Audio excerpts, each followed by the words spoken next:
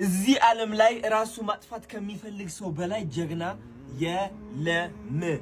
ራሳችሁ ለማጥፋት መንገድ እየፈለጋችሁ ከሆነ ከእናንተ በላይ ቆራጥና ጀግና የለም። ትልቁና ከባዱ ነገር መጋፈጥ ጀምራችኋል ማለት ነው። አንድ ቀን አስታውሳለሁ ራሴን ማጥፋት ፈልጌ መንገዶች ሳፈላልግ የትኛው ይሻለኛል? ኦኬ አሁን ብቻዬን ሩሜ ውስጥ መፈለግ ጀመርኩኝ። የትኛው ይሻለኛል? የትኛው ነው የቀለለው ራሴን ለማጥፋት? አያችሁ፣ የዛን ጊዜ ነው እግዚአብሔር የተገለጠልኝ። አዶናይ ያለኝ አንተ ማጥፋት የፈለከው ህይወትህን ሳይሆን የድሮ ማንነትህ ነው። የድሮ ማንነትህ ነው አንተን ያስተቃየ ያ ሰው አስደሳችነትህ ነው። ኖ ማለት እየፈለክ እሺ ማለትህ ነው። ሰው ሲተርብና ሲስቅብህ እነሱ እንዳይደብራቸው ብለህ ከነሱ ጋር መሳቀህ ነው። እነሱን ለማስደሰት ምንድን ያተረፍከው? ዓለምን አስደሰተህ ራስን አስከፋ። ይህ መልእክት ነው ያገኘሁት። አያችሁ፣ ብዙዎቻችሁ ስቃያችሁ እዚህ ውስጥ ነው ያለው። ጠላታችሁ የድሮ ማንነታችሁ ነው። ጠላታችሁ የድሮ ታሪካችሁ ነው። አዲስ ህይወት መጀመር ትፈልጋላችሁ። አዲስ ሰው፣ አዲስ ማንነት መገንባት ትፈልጋላችሁ። መራመድ ትፈልጋላችሁ። ግን ታስራችሁ ነው ያላችሁት። ለዓመታት እንደዚህ ብላችኋል። መንቀሳቀስ እምቢ ብሏችኋል። ምን ያህል እንደሚጨንቅ ደግሞ አውቀዋለሁ። ለብዙ ዓመት ለመቀየር ሞክሬ ግን ደግሞ ህይወቴ ሳይቀየር በጣም መጥፎ ነገሮች እያጋጠሙኝ የኖርኩኝ ሰው ነኝ። በማይረባ በማይሆን ነገር እየተጨናነኩኝ እየተረበሽኩኝ እየፈራውኝ የኖርኩኝ ሰው ነኝ። ምን አገባኝ? ለመሞት ውሳኔ ላይ ከደረስኩ ህይወቴ ለመቀየርም ውሳኔ ላይ መድረስ እችላለሁ ማለት ነው። ራሴን ለማጥፋት ለሰከንዶች ካሰብኩኝ ይህ ማለት የፈለኩትን ነገር አድርጌ ህይወቴን መቀየር እችላለሁ ማለት ነው። መፍራት የለብኝም ካሁን በኋላ ማለት ነው። ሞት የተጋፈጠ ሰው ጠንካራ ነው። ሞት የተጋፈጠ ሰው ጀግና ነው። ልንገራችሁ፣ ራስን ለማጥፋት የሚፈልጉ ሰዎች ሞት ፈጣው ያዩት ሰዎች ናቸው። ልንገራችሁ፣ እነዚህ ሰዎች ደግሞ ህይወታቸው በቅጽበት መቀየር ይችላሉ። አያችሁ፣ ህይወታችሁ ማስተካከል ትችላላችሁ እናንተ። ነገር ግን የነገራችሁት ነገር አለ፣ ለራሳችሁ የተነገራችሁ ታሪክ አለ። አንተ አያልፍልህም፣ አንተ ደሃ ነህ፣ አንተ ቆንጆ አይደለህም፣ ከሰው በታች ነህ፣ አላማረብህም፣ ምን ታሪክ ሁሉ ተነግራችኋል።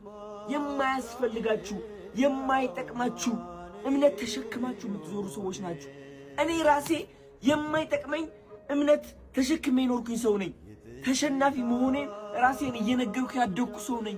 ይነው ልንገራችሁ፣ ሲሪየስሊ ለፍቅር ጠይቄ እምቢ ተብዬ ተስቀውብኝ ያደግኩኝ ሰው ነኝ።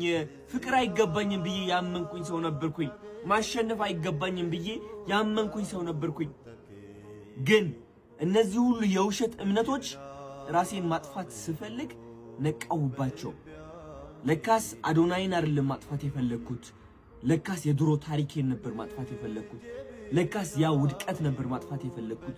ለካስ ያ የድህነት ምርጫ የውድቀት ምርጫ፣ የበታችነት ምርጫ ነበር ማጥፋት የፈለኩት።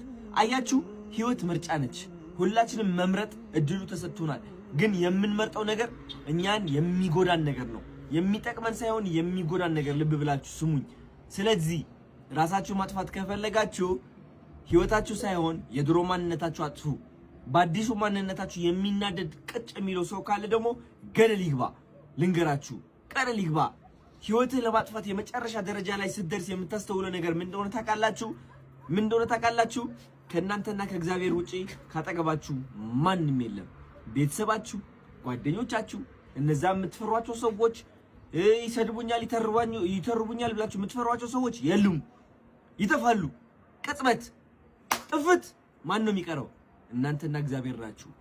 ያ እግዚአብሔር አይረሳችሁም፣ አይተዋችሁም። ሰው ግን ምንም ቢወዳችሁ የመጨረሻ ቀናችሁ ላይ ከጎናችሁ አይሆንም። ያ ሰው ስለራሱ ለካስ እየኖረ ነው። ያ ሰውም ልክ እንደናንተ ተጨናንቆ ነው ያለው። ለምን አባታችሁ ነው ያ ሰውን የምትፈሩት? እግዚአብሔርን ፍሩ። ቢካዝ መጨረሻ ላይ ከናንተ ጋር የሚሆነው እግዚአብሔር ነው።